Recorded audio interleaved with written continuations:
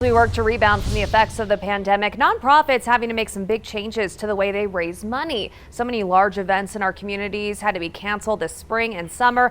Now that it's fall, groups are just doing what they can to make adjustments and fundraise for their cause. What a difference a year makes. A room filled with smiling faces and no masks to be seen at last year's Fostering Hope Luncheon. It helps with that stability and those connections and that enrichment, and that really helps kids to heal after they've been through abuse or neglect. The group has been around 15 years, giving volunteer support to foster families and kids aging out of the system. Almost all of the kids who have been part of our community of support have graduated.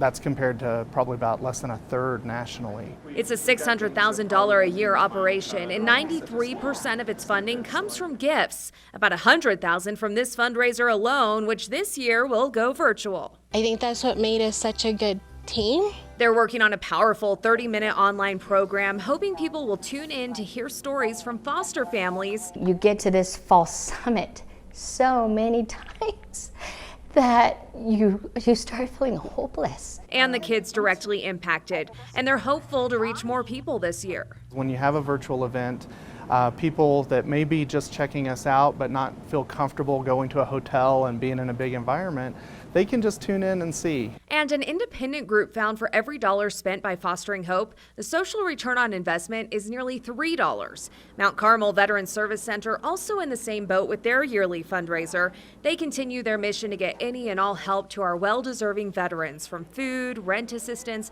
counseling, and getting them back to work. Talk about social return on investment. We produce close to $7 million worth of service. They have a $2 million budget and have received a lot of grants this year to keep them going, but they do rely on fundraisers as well. To keep the lights on, keep people serving veterans going, it's a mix of everything. Last year's inaugural Hoedown for Heroes brought in $45,000 when they filled Boot Barn Hall with about 400 people. This year, they're scaling back with 175 people in the hall. They'll have a satellite gathering at Mount Carmel and will online stream too. What we're banking on literally is that people will still want to support us, even if they're doing it virtually at home. From tickets to silent auctions and donations, they're relying on our community to show up however they can and continue helping our veterans. And Fostering Hope's online event is this Thursday. It's at noon and 4:30. The Hoedown for Heroes, Friday, November 6th. To learn more about both events, head to KOAA.com/rebound and click on this story.